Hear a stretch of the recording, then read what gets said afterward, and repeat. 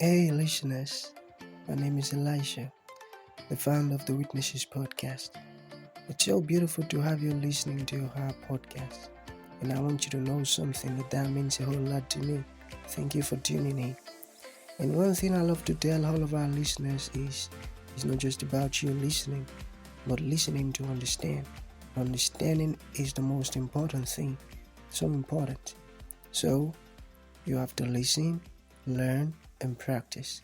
Thank you so very much and happy listening. Hi, Ahmad. It's so nice to have you on the show. How are you doing today? I'm great. Thank you for having me on. Yeah, beautiful. Okay, oftentimes I love to talk about the essence of the show, which is to invite amazing guests like Ahmad to come talk to us about their triumphant stories. Because we believe that in our audience, there might be someone who is stuck up in a situation that Ahmad came out of triumphantly. So by that person listening to you speak, he or she might actually pick an information from you that will lead to their transformation. So the show is basically to cause transformation in our audience lives. So within the next few minutes, Ahmed, let us get started with your story, the challenges that you faced, and how you overcame them. Then afterwards, I've got some beautiful questions for you. Okay, over to you, Ahmed. Well, first, thank you for having me on once again. And I mean, there's a many of different paths that have led me to where I am today. I would probably say the first and most consequential one would probably be the night after my father died, after my 33rd birthday. That probably would be the most challenging. They really set me on a new path. Like I said, I just turned 33. I just had a book. Awaken the Baller Within was just published, my first book. It would have been around that 2011 time, and I was living the American dream. I was had a home. I was engaged. I was making good money. My side hustle was making almost as much as my regular job. I mean, like things were rocking for me. And out of nowhere, I looked around the day after my birthday, and I had 5 missed messages from my mother saying that my father is dying. And I didn't want to believe that because at the time I was coming into my faith, and I was like, well, this can't be true because I've asked God to make sure my father comes away from this, and we got this. And so let's just say I had a little bit of a spiritual arrogance going with it, and showed up there, and it was anything but a situation that looked advantageous for my father to walk out of that hospital. That was my prayer on the way up there, was that my father would walk out of the hospital. Well, obviously reality hit me, and I had that kind of one-on-one look with my father, and it just, at that time, I believed that this is not looking the way I thought it would. This was not quite what I was expecting. And of course, eventually, right before 5 a.m. the following day, my father breathed his last breath, and it was over. And I was naturally upset, extremely upset. Actually, you can just go ahead and say I was pissed off um, at God. Like, why'd you do this? Why? I didn't ask you for my book to be a bestseller. I didn't ask for my first million. I didn't ask for any of these things. I just asked for my father to walk out of there. And after, God and I tussled, well, really it was one sided because God doesn't tussle with me. It's more so me just, Yeah. having a pity party outside. I just remember sitting still for a second, and then the still angelic voice of God spoke to me and said, I've given you everything you need. And your father will walk out of there, but he will walk out of there as you. Now go out and be the man I and your earthly father have called for you to be. And that really transformed my life, where I went on a new path of faith and service and forgiveness and different things of that nature. And so that was really that was the foundation that led to many other moments equivalent to that got me to where I am now in the work I'm doing. Oh, beautiful. Okay, a quick one, a very quick one. Um, who led you to Christ? How did you come about your faith in God? Who was that individual that got used and all of that? Well, I mean, I was baptized in the Baptist church as a child, so I knew who Christ was. But at the same time, um, when I'm being completely honest, there were many times throughout my life where the Bible was always with me, but um, it was dusty. It sat on the nightstand, it sat on the top of the bookshelf, and just really had to, knock the dust off of it because it wasn't being utilized very much, and I had not really committed to reading it on a regular basis. And so I would say Christ has been in my life my whole life. However, I've I probably could say I've been a prodigal on at least 5 to 7 different occasions where, the father had to come get me from my bad decisions, whether it was with the pigs, whether it was with people doing, smoking cigarettes and drinking alcoholic beverages, whether it was partying too much, whether it was, messing around with, as many, you know, beautiful women as it could be, whatever it was, whatever I was out doing, it was crazy. God saved me from all of those things, but it's happened so many times I've lost count. But we are representations of the examples we've seen in the Bible as well, where God had to come transform them from what they were doing. I mean, whether you're talking about Paul, whether you're talking about Peter, whether you're talking about any of those guys, um, you know, put your stuff down and follow me. And it's like, really? Me? You're choosing me? Yeah.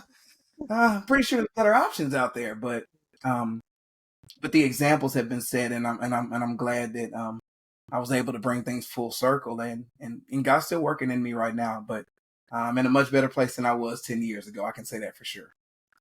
Yeah, and I can even tell that because of how you're talking. It tells that you're so knowledgeable.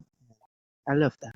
Okay, so um, can you talk to us about how one can awaken the baller within? You took me back to my first book. Which Yeah. that book was written for football players primarily because I studied football players, and the way Napoleon Hill did when Think and Grow Rich, I did that with Awaken the Baller Within, interviewing football players, mainly of the high Division 1 level, some NFL guys, on the mindset that it takes to be able to perform at a high level on the field, right? I see the results of what they're doing. They're top level athletes, 3, 4, 5 star guys. Guys are playing in major Division 1 colleges. And, of course, a percentage of them went on to play in the NFL. I wanted to know what the mindset was behind their success. And so I did the profiles, I did the interviews, and interviewed a number of different gentlemen, and came up with a philosophy. So how you awaken the baller within, for one, you start with the idea that you must have something you're shooting for. What is the goal? What is the end result? What is the end result that you want to achieve? Whether it's for a season, whether it's for a period of time, whatever that is, when you wake up in the morning, it's almost like you need to wake up on purpose with a purpose.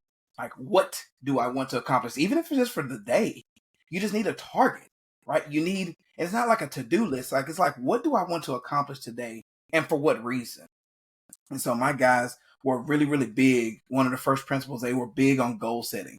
And what they would do is they would set these massive goals that weren't just like, oh, this is just a one and done type of thing. They were setting goals that were massively large, things that would take a lot over time. But what you want to do is you want to continually make steps towards something bigger than yourself, a level of service that comes with that.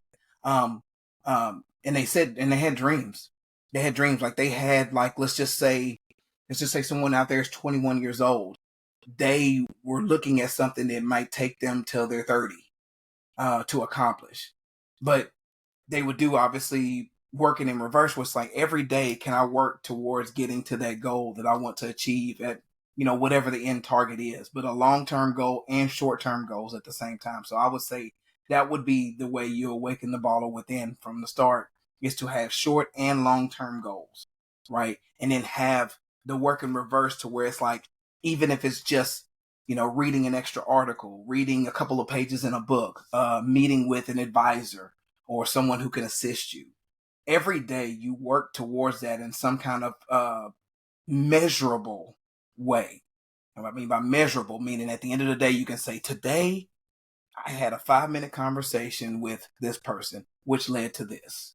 And you want to make sure that you have that in there. And the last portion, obviously long term, short term goals, and the last part of it is to pursue this with a go after this with a relentless pursuit. I'll say it that way, to where it's like a straight burn the ships type moment, to where this is so important to you. Whether we're talking about ministry, whether we're talking about your profession, whether we're talking about a business, whether we're talking about something you want to launch, where it's like this, it almost gets to the point where it's not something you do, but who you become. And you want to lean in on that, to where this is what you're becoming. And when you become something, then obviously the results come from there. It's like, take on the mindset, and then boom, now you're able to achieve the goal. Oh, oh my goodness, okay, I've gotta do this. I love that.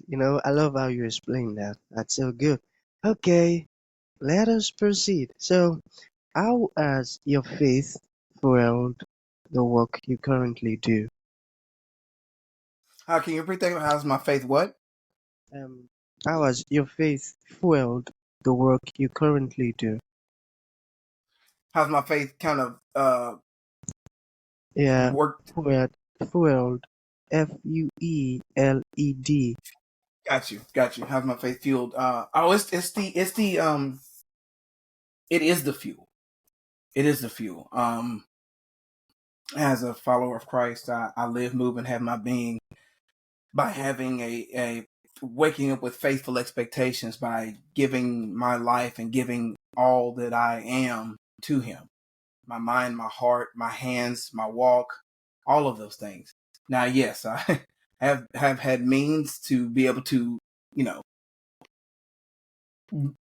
to fall short many of times, but I place my faith and my life in His hands, knowing that He's already died for me to be able to prosper and have a hope for a future. And so when I say, look, all right, I want to take on the mind and the heart posture of you. I want my walk to be your walk. Your ways are higher, better, and more fulfilling. And so the faith in that is what does wake me up in the morning, because He chose to wake me up in every morning so far. And with Him waking me up, then obviously I'm like, okay, God, what's our mission for today? Well, of course, to go out and share the good news. but I want you to serve. Faith without works is dead, meaning like you can believe all day, but if your actions don't show you as a follower of Christ, then we need to retool some things. And so my faith is the engine and the gas behind a lot of what I do. And I pray every day that my actions prove that on a daily basis. Whether I live up to that fully or not, that is the challenge, and that is the aim, though I do fall short sometimes.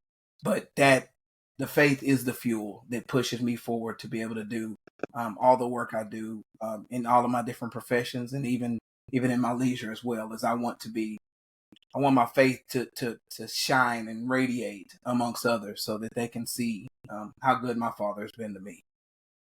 Beautiful. So they can see how good your father has been to you.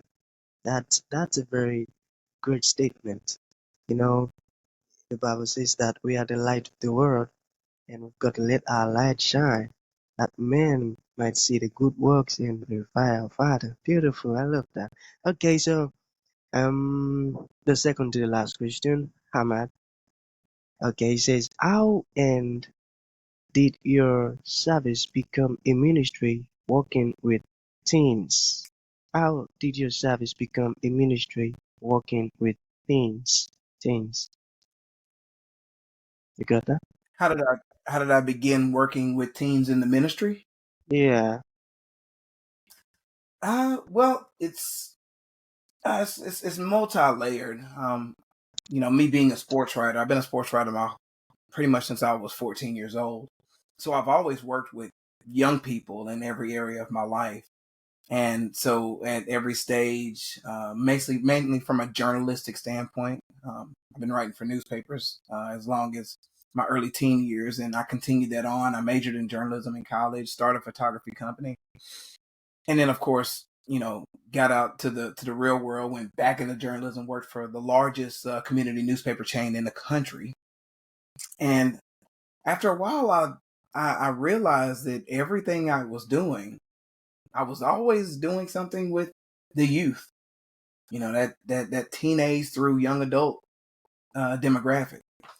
And then one day I was at the church before where I joined now, and I don't know what happened, but the youth and family minister came up to me and was like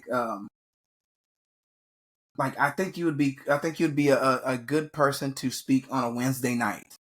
And so she got with the pastor, and the pastor was like, "Yeah, let's let this guy who we know very little about, but he just seemed like he has a spirit to be able to share a good word." And so I shared a word at a Wednesday night service, and that same youth and family ministry pastor asked me to put together a 3-part series on for her teens. They were kind of going through some things from a standpoint of self-esteem and confidence and the typical mental health spectrum and all of those different things. And so I ended up putting together a 3-part series. I think it was titled Good from the Start, but all I know, it did end up becoming the book, which ended up being I Am More Than Enough before it was all said and done. But every week we kept meeting. The class grew every week by like 25%. Like just more chairs. And this was in a 3-week span. I've never done teen ministry in my life. I'm just literally there to teach. And after I was done and she saw the growth from the class, she was like, "Hey, would you think that you would mind hanging around as a volunteer?" And I was like, "Sure, I'll try it out, whatever." And next thing you know, 2 or 3 weeks go by, and I think after about a month, a gentleman came in, an older gentleman. I'll give a shout out to him. A man named Royce came along and said, "I see your heart." And he's like, "I understand that you feel like you're new to this and don't really know what's going on with this. I'm going to teach you the ministry side of things." He's like, "But your willingness to want to do this is already there." And so we ended up growing that ministry substantially over a 3-year period. And he taught me from the ground up, a little bit more about how the ministry works. But he said it started with the fact that I had a willing heart, which obviously goes back to the disciples, goes back to many in the Bible who weren't qualified, but they moved with the right heart and the right spirit. And so once I did that, when I moved on to my next church, the first thing I did, the second or third Sunday I was there, I went straight to the department where they work with the youth, and I said, "I want in, and I want in right now." And so, went through the background check, took about a month or so, and we've been doing it since then. And it's been a beautiful thing working with these youngsters in the Woodlands, Texas, and getting them to where they need to be. And I truly believe this is where God has called me to be, and He called me to do this work, this service, this ministry. That's one of the things I know for sure that He has called me to do. And we're going to keep doing this and, hopefully continue building a bridge to the next generation. Beautiful. You're doing a great job, Ahmad, I tell you. And I want you to know that the Lord is right beside you, and His Spirit is right within you. And He's your strength, man. He's your strength. Okay, so in conclusion, let's say there is one piece of advice you'd like to give to the audience. What would that be? And let's say there is someone listening who would like to reach out to you, learn more about what you do. How can that be possible? Well, there's everybody else says, what's your one piece of advice? And if I had to say, especially for the times we're in right now, coming off of 2022, the current year, I would say, for one, definitely get connected to a Bible-based church. And I say that to make sure that you have community. Life is not meant to be lived alone. We're taught that very early on in Genesis with Adam and Eve. Man is not to be lived alone. We need a community. You need people who you can not just bounce ideas off of, but who can come intercede on your behalf in prayer, who can lay hands on you, who can encourage you and support you. Many things in society have told us to try to just figure things out on our own. And that's the worst bit of advice that could ever be told to anyone. You need a community. You need strong men and women around you. And not that men can't have women who are strong in their life and women can have strong women in their lives, but you also need a core of men for men and women for women who can encourage you from a perspective that will empower you to be able to do different things based on the fact that we are different. And so whereas we have a community of believers who will be there for us, like men need a strong men's group and women need a strong women's group to get together and share ideas. The bottom line is that you need a community, and you're not supposed to do this thing called life alone. And I want to encourage everyone to find that community. I would say start in the church, but even community within your profession, community within different organizations, community within nonprofits, community in, community within your community, whether it's HOA, whether it's, different groups, different social organizations. You just need people around you so that you can just share life with them outside of your home and your family. Because I think I believe that's important. And when we get back to that, we don't need outside governmental and those type of people to take care of us, because we have a community and we're taking care of each other. We're looking out for one another as human beings. We go way, way, way, way back into history. There was no daddy government taking care of us. We took care of each other in our neighborhoods and our communities, right? You came to the local assembly. You came to the local church. You came to the local place where we congregated and said, you know what? We're having some issues at the house, man. Can anyone out there help me? And it's like, boom, there's 3, 4, 5 people ready to support you, right? When someone loses someone in the family, there was always community to be able to take care of that. So I would say the first thing is, first and foremost, find you a community, find you a group of believers who can pray for you, who can love you, who can agree with you, who can intercede on your behalf, and can pick you up when life comes at you in a way that maybe after all your prayers, you just need a little bit more. Get your 2 or more, gather with them, and go find what you need and be able to get the support you're looking for. Beautiful. So how can they reach out to you? I'm at ahmardvital.com. That's my website. Where you can a hub for everything. And Ahmard Vital is the same way. You'll find me on all the social platforms. Instagram and Facebook are the most active. I'm also able to be found on X, formerly known as Twitter, as well. But definitely look forward to hearing from some of you. If anyone wants to have any more questions about Awaken the Baller Within, or building your own community and different type of things like that, just reach out to me. Send me an email at info@ahmardvital.com, and we'll name the Witness Podcast, and we'll get you shaped up. We'll get you what you need. Get you a little session going on me. It's my way of giving back. My father's called me to be able to share the good news and to, extend out and bring service to others. And I want to make sure and do what I'm called to do, and living by faith, and the faith needed to be able to push forward and help as many people as possible. Beautiful. Ahmad, it's such a great blessing to have you on the show. So that's going to be the end of the show. Thank you for honoring the invite, man. Thank you for coming. It means a lot. Thank you. Thank you, and blessed to be on. Thank you for tuning in to this incredible episode. Your support means the world to us, and we truly value you. We look forward to having you join us for the next episode. If you enjoyed what you heard, please consider rating and reviewing us on Apple Podcasts. Your feedback is greatly appreciated.